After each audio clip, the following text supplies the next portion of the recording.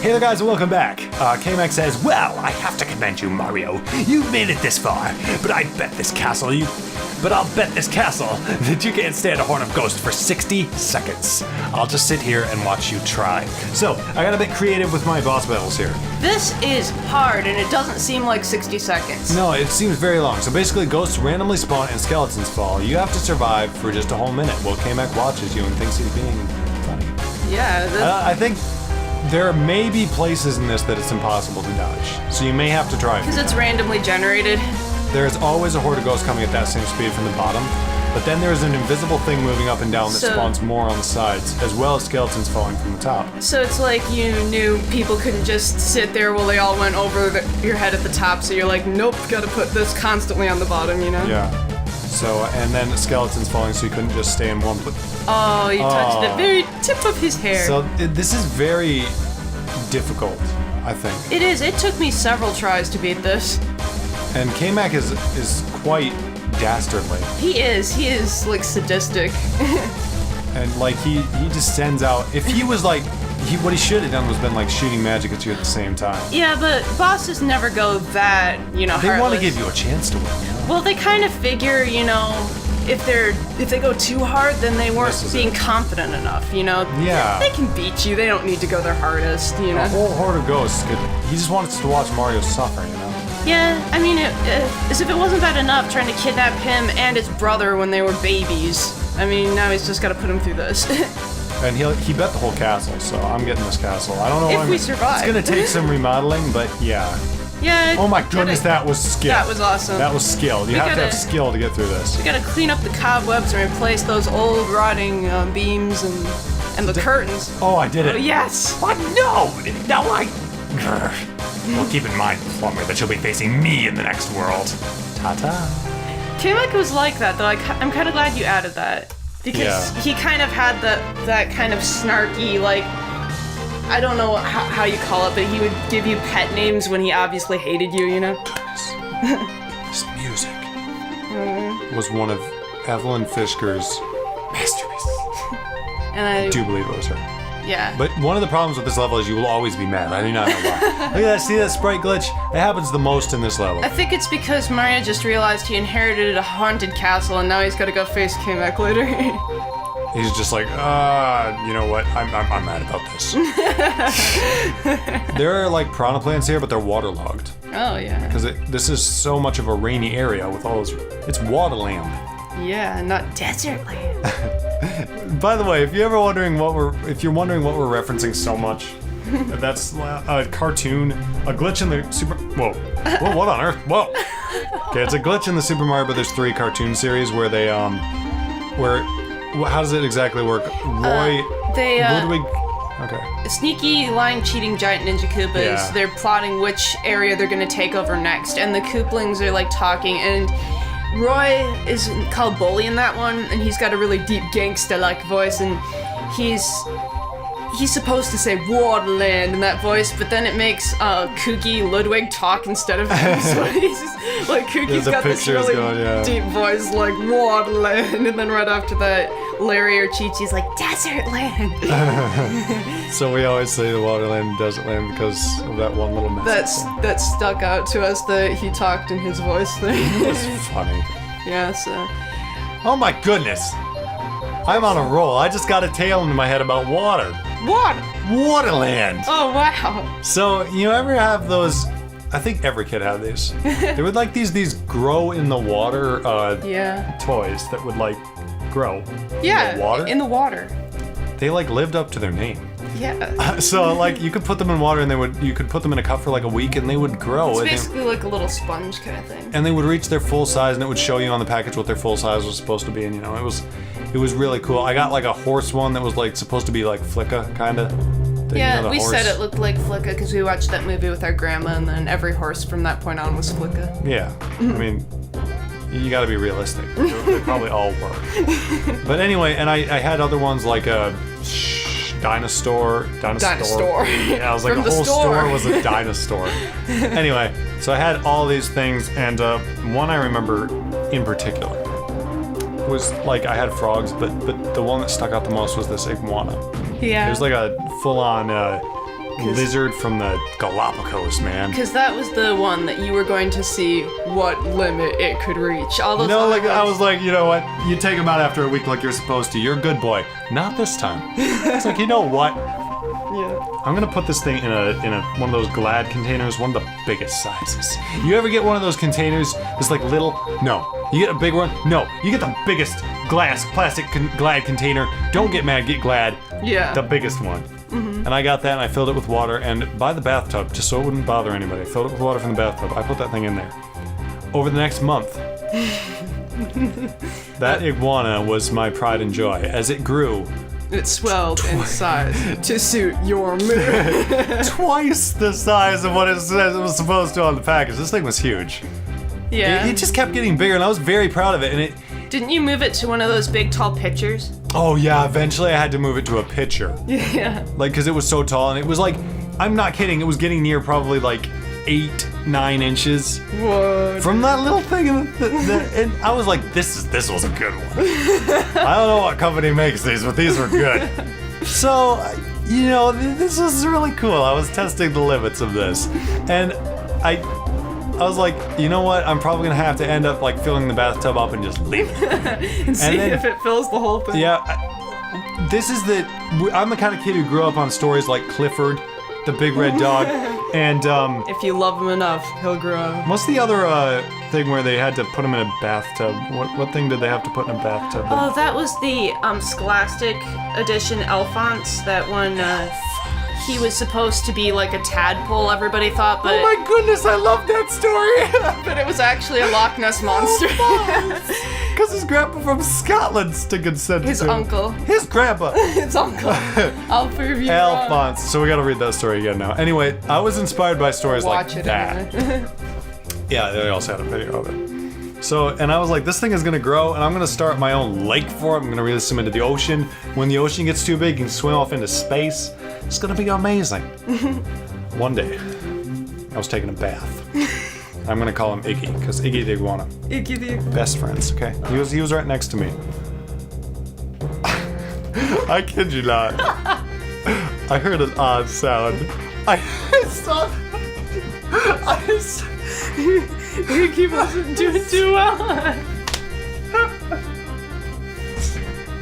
I saw this movement from this inanimate object. It was like Apparently, if you put these things on it long enough, they will come to life. I looked over and I heard like, and there was like this little shaking. While I was in the bathtub. And Iggy imploded all over. It couldn't hold a single. I can't breathe. He just went boom and it made a sound. It was like, and I was like, no! And all that was left was just these green and yellow particles in the water, just this mess of like destroyed month-old sponge. And Rest like, in peace. Rest in peace. Pieces. Rest in pieces. Oh, okay. So, I do believe that's the biggest laugh we've ever gotten out of a Nintendo sale. I was sad. I don't think I bought another one of those things after that. You didn't. Of course, you were like what, 13? No, I wasn't. I was like 8. Okay, I thought you were older. I had those when I was 13. What are you talking about? Oh, maybe. Then. Maybe. Anyway, that's Iggy. That's Iggy the Iguana. Everybody rest in peace, Iggy, because... Yeah, in pieces. Because there are fried bloopers here. Yeah, this is the lava level. So. There's still lava going on in the background, but at least the, I couldn't animate this background. I don't know why. Well, it's just it's so far away, it doesn't look like it's moving. Yeah, I don't buy that. This was from Yoshi. I tried. This is from Yoshi's Island, by the way. I know. And the song... oh my goodness, Hammer Bros that are a bit stronger because they're recolored. Yeah, and they go faster. In Donkey Kong Country 2, Hot Head Bob. Yes. And there's mushrooms that grow in here. All my red tiles for this one. Yeah. I'm very proud of those. Because there were blue ones in the ice caves and the water levels, too. Yes. This is where wow. Okay, this is where the levels get a little bit harder. I say that a lot of times, but there are certain, points where it really amps up in difficulty, and this is one of those points. Wow. I was very taken with Bowser's Inside Story, the enemy. I really like that. I really like that game. Mid-bus. There was this one. Or mid-bus. Did I tell about the best day of my life? I think I might have. Where that one day where we got Bowser's Inside Story and we had pizza in the park and the. I'll have to look it up. I think I did. We're getting to the point where we can't tell what tales we've told. We're getting old, you guys. We've been doing this for years now. Anyway, in case I didn't tell it, there was this one day when I was it was the best day of my life. It was in September. The September Bowser's Inside Story came out. And it was like the perfect 65-degree day with that nip in the air that was like fall is coming. Yeah, that's the kind of day that you live for. And I remember going to the park with my grandma and I ate like pizza in the park. And we had this cherry grape juice. It was like white grape juice. Oh my goodness, it was amazing. And it was such an awesome day. And there were flocks of geese flying overhead. And they didn't drop anything on us. Yeah, that was nice. And it was amazing. That was yes, that's skill. And yeah, it was really good because earlier we had went to stop at the mall, and then Mom and Dad let me take him to the GameStop, where we knew Bowser's Inside Story was released, but we were kind of wondering, will there be any copies left? Yeah, because the other game was going like hotcakes, like crunchy munchy honey cakes. So yeah, we were just like going there. And so we had our money and we went and we looked and there were 2 copies left. Yeah, 2 and just enough for us. Yeah, and so... Do you think we might have to share one? No. Yeah, we both bought our copy that day. For each of our own DSs. And it was like, I remember going home from I make that mistake every time. Our grandma lives relatively far away. Mm-hmm. So about we have a 2.5 hour trip. And on the way home, I got all the way to Plaque Beach, and in Bowser's Inside Story, and that theme was just playing in my head all the way home. And it was like dark, and there were city lights. Oh man! And when I got home, my story had won Tourist Choice on Lemmy's Land. Yep, he submitted the story, Ludwig and Karma Fight for the Mushroom Kingdom or something. That was your first fun fiction. That was my first fun fiction. It won Tourist Choice on my first try, and then my other one, Bowser Jr. Runs Away from Home, was accepted on the same week. To be posted on the site. So, yeah, that was just an amazing day. I have a feeling that I've told that before. I have that odd, nostalgic feeling about something. It's like I've said that before. But we'll look it up and see. And if not, it's a tale worth telling twice. I remember that very well as at that point being one of the best days of my life. I probably have another one at this point. I have a very select few days that have been amazing since then. Yeah. I can remember one of the best days of my life that I could remember in my early childhood, when I was 4. Can you tell that, before the episode ends? Maybe. How long are we going? I don't know. We're probably at about, I'm guessing 17 minutes right now. Well, I can try. Go, Yumi, go. Because I was 4, and all I knew is we were going to go amazing places that day. Because you woke up and you're like, this is an amazing day. It's one of my earlier memories, because I don't have too many memories before 5, but that was one of them. And I remember going to the mall with Mom and Dad, and we didn't do that too often. And I don't know why they were there for.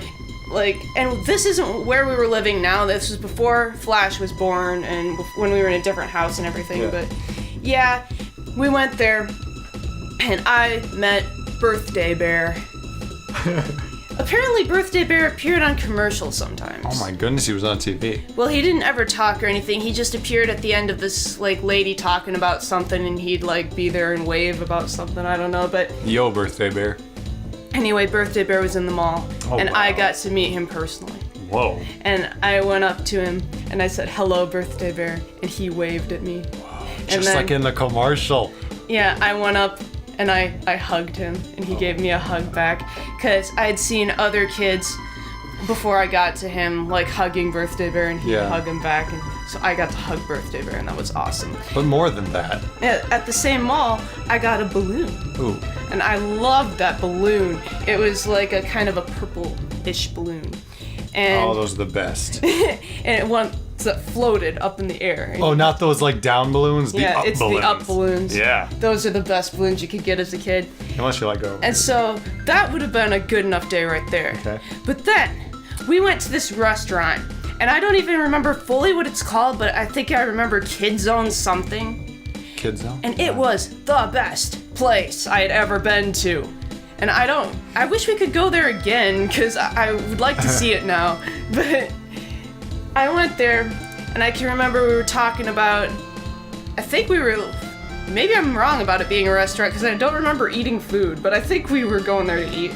Anyway, this lady was there, and they said, you gotta take off your shoes before you play in this play place. And we're like, all right. And then she's like, you remember the rules? And I'm thinking, I know the rules. I think so. It's just like walking feet and, As long as you don't catch me. be quiet and, have fun. And so you're like, yeah. So I go there, and it's got these huge foam blocks that you could climb up. They go like high as a skyscraper. Yeah. And You know how play places were when you were a kid? it wasn't a McDonald's kind of thing, though. This was It's like a bigger. It was a big whole room, like 2 rooms. I don't know how big it was, but it seemed like really big. Goodness. And I could climb up this huge mountain of foam and feel like I was on top of the world. And then you could go through like these climbing places and kind of tunnel-like things. And then there were these rainbow roller kind of things that you could go down. They were rainbow colored. Rainbow? And they were rainbows. Yeah. They were like... No kidding.